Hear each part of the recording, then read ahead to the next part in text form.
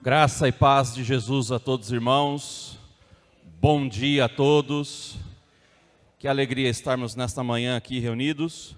Sou o professor Carlos Valderrama, nós vamos dar início ao nosso período devocional aqui, a nossa reflexão devocional nesta manhã. O apóstolo Pedro, quando ele escreve a alguns cristãos, enfrentando dias difíceis, dias complicados, épocas e períodos hostis, ele diz assim: estejam sempre preparados para responder a qualquer pessoa que pedir a razão da esperança que há em vós. Ao longo da história da igreja, muitos cristãos estiveram diante desta demanda, e muitos deles perderam a vida ao fazerem isto. Sem dúvida alguma, dar razão da esperança que há em nós ainda é um grande desafio nos nossos dias. No passado, os apóstolos fizeram isso muito bem. E eu quero, nessa manhã, olhar rapidamente para um momento crucial na vida do apóstolo Paulo, em que ele aproveitou a oportunidade para fazer exatamente isso. Dar razão da sua esperança e falar sobre o Senhor Jesus. Eu quero que você abra a sua Bíblia lá no livro de Atos dos Apóstolos, capítulo de número 26. Atos dos Apóstolos, capítulo de número 26.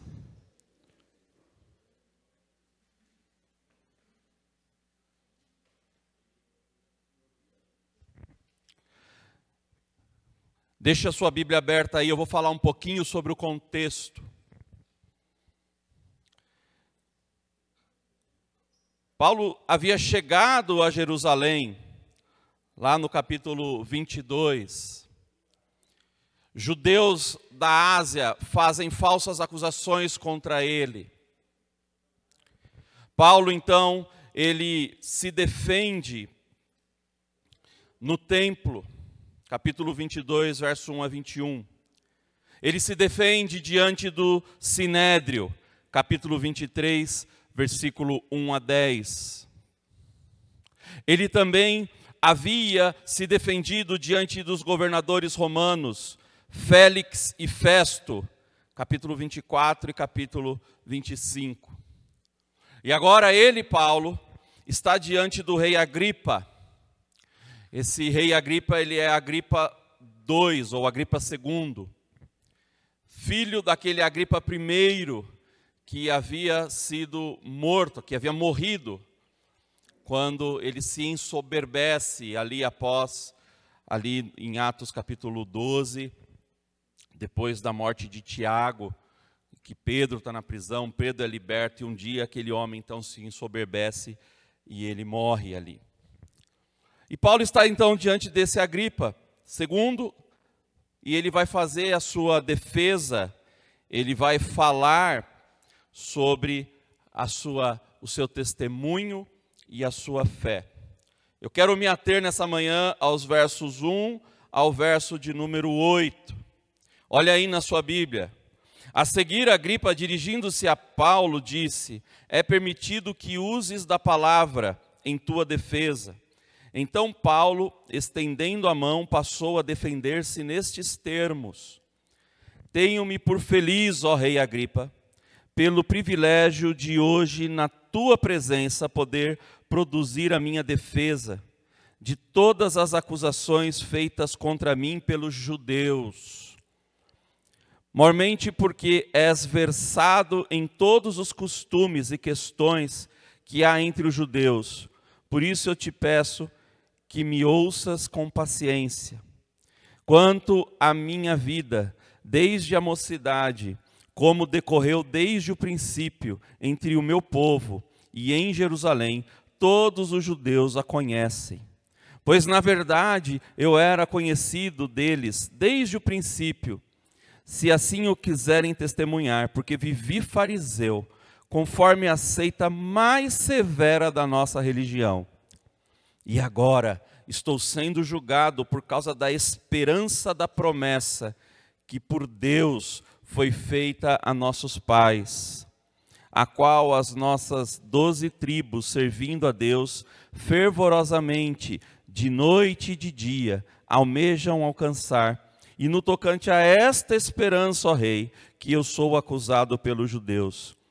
Porque se julga incrível entre vós que Deus ressuscite os mortos?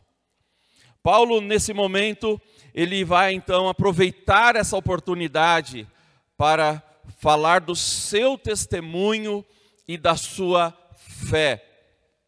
E ele começa falando que ele não era um judeu comum. Ele foi criado ali na tradição judaica, ele teve uma excelente educação, ele pertenceu ao grupo religioso que tratava então a fé judaica com maior rigor. E agora então no verso de número 6 e 7, ele vai falar algo muito interessante, ele vai falar sobre a sua própria fé.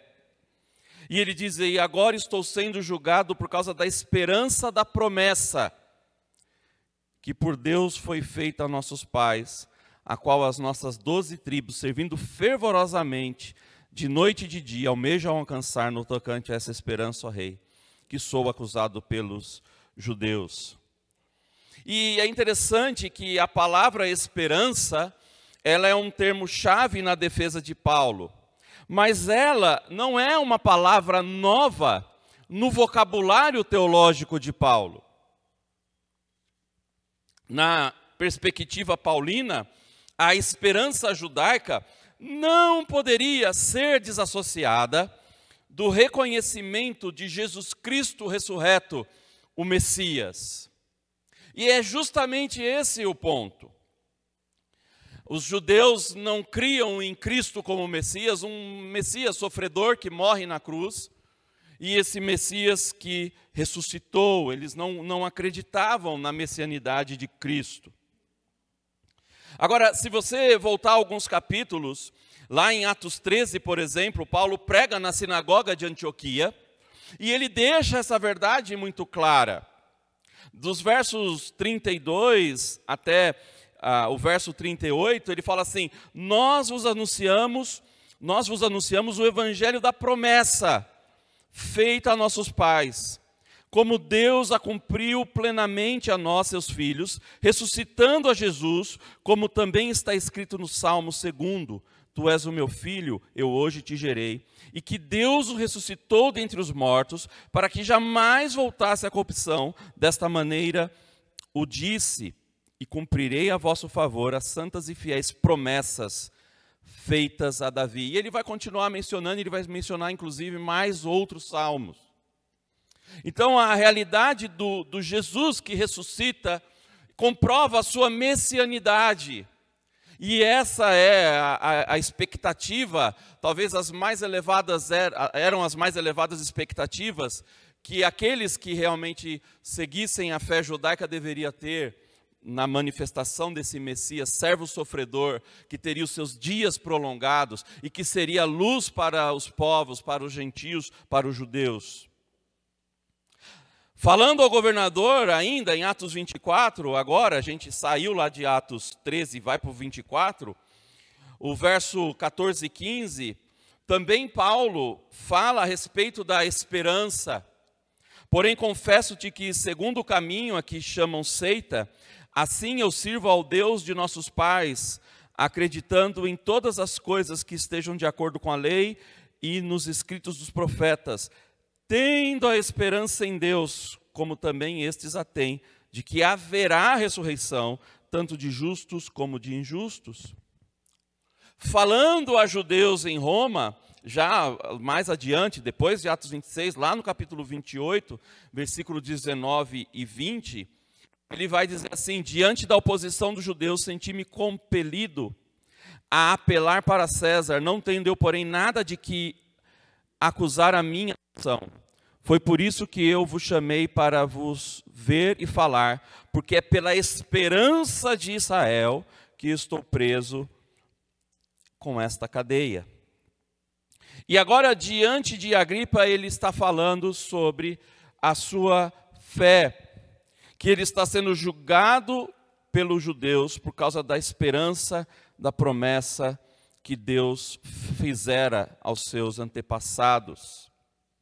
Queridos, eu creio que quando nós olhamos para as Escrituras, e aqui a gente tem um momento muito oportuno, porque o tema da nossa conferência é o cumprimento das Escrituras e a unidade teológica do Novo Testamento.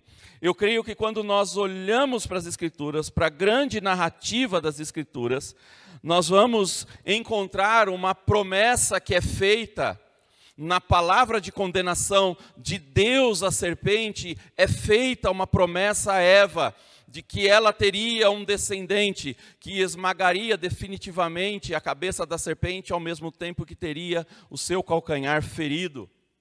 E que essa promessa, ela é amparada e ampliada nas alianças veterotestamentárias, na aliança noética, na aliança abraâmica, na aliança davídica e na nova aliança de Jeremias 31. Que essa promessa, ela tem o seu cumprimento com elementos na primeira vinda de Cristo, seu ministério, sua morte, sua ressurreição. E há elementos que se cumprem nesse momento, mas há elementos que se cumprirão na ocasião da parousia, ou seja, da segunda vinda do Senhor Jesus. E nós devemos proclamar esta esperança, pregando o evangelho da promessa. É bem verdade que um dia, queridos, é bem verdade, todos nós que estamos em Cristo, um dia não estávamos neste contexto esperançoso, feliz, bem-aventurado. O próprio Paulo nos diz isso lá em Efésios capítulo 2, verso 12, quando ele fala aos gentios, quando eles viviam sem Cristo, quando eles não pertenciam a Cristo, e quando nós também não pertencíamos a Cristo, ele diz assim: naquele tempo estáveis sem Cristo, separados da comunidade de Israel, e estranhos às alianças da promessa, não tendo esperança e sem Deus no mundo. Um dia nós não estivemos com esta mesma fé que Paulo tem. Um dia nós também não tivemos a esperança da promessa. Mas em Cristo, como Paulo escreve aos Colossenses, aquele que nos tirou do reino das trevas e nos trouxe para o reino da luz, nós podemos crer na promessa.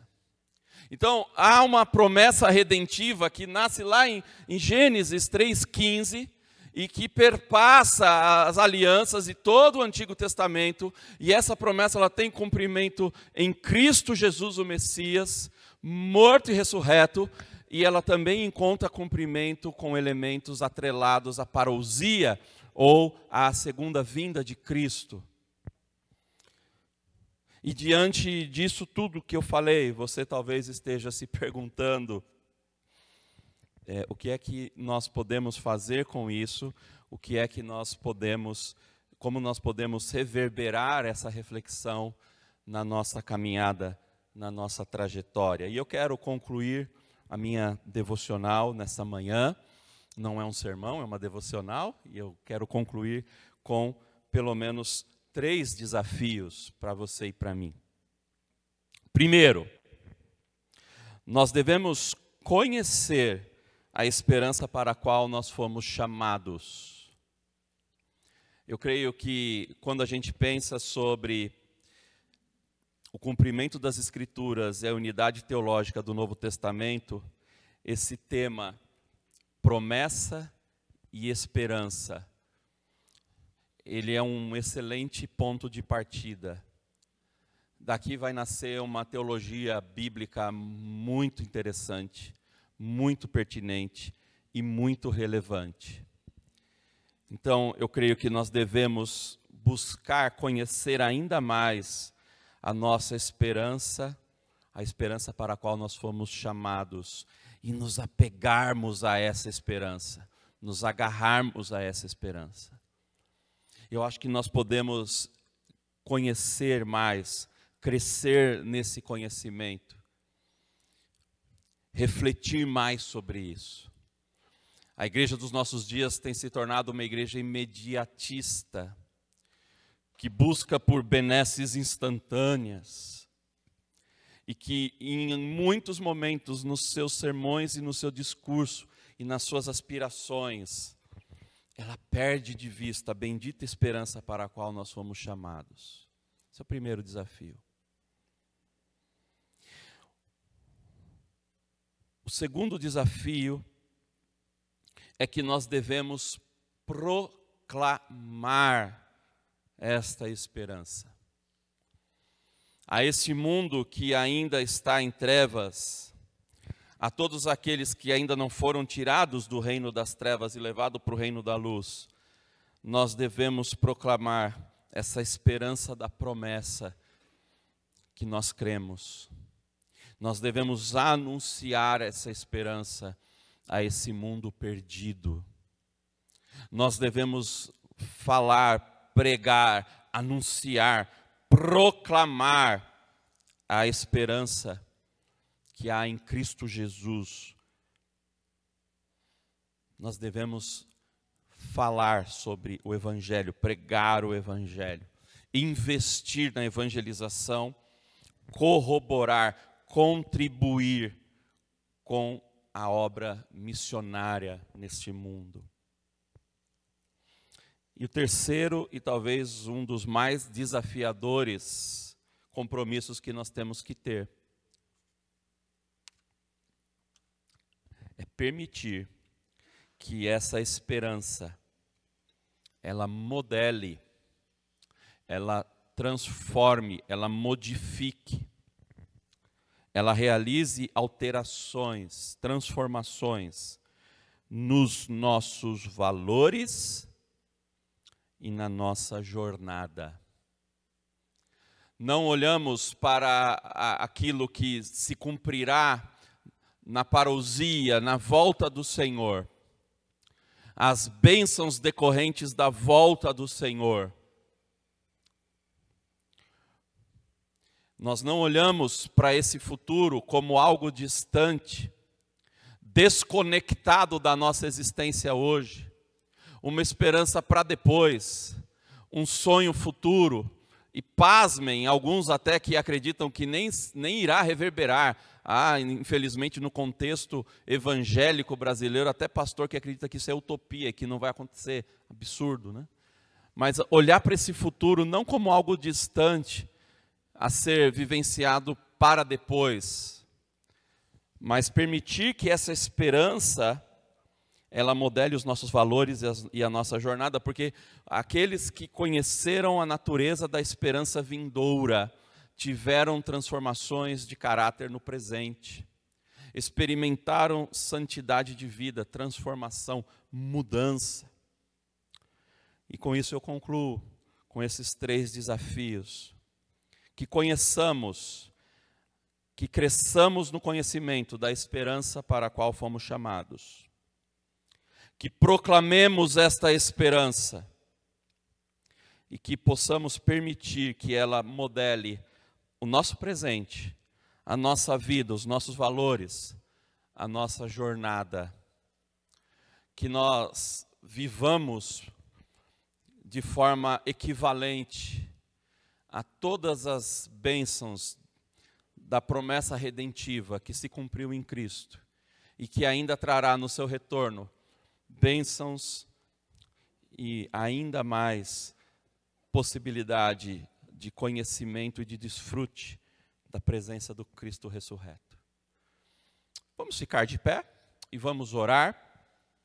Que o Senhor nos abençoe nessa manhã e que o Senhor nos guie. Pai, louvado e engrandecido é o teu nome. Ó Deus, olhando para as Escrituras, encontramos esta promessa redentiva quanto ao teu Filho, quanto a esse Messias, que morreu por nós e ressuscitou. Deus, vivemos hoje, não largados à nossa própria sorte, mas conduzidos pelo Teu Espírito, o Espírito da promessa que habita em nós. E queremos, ó Pai, olhar, ó Deus, para aquilo que ainda virá a acontecer futuramente, com essa esperança transformadora no nosso coração, na nossa alma, transformando os nossos valores, o nosso caráter, a nossa conduta, nos fazendo ansiar ainda mais ardentemente pela volta bendita de Jesus. Toma cada um de nós nas Tuas boas mãos. E, ó Deus, continue a falar conosco ao longo de toda esta conferência. Que o Senhor use o Dr. Craig Blomberg, que o Senhor use o pastor, professor Diego, pastor, professor Jonas, os nossos irmãos que trarão devocional, pastor Guilherme, pastor Phil. Que o Senhor os use para continuar ministrando a nossa vida e o nosso coração. Em Cristo Jesus que oramos. Amém.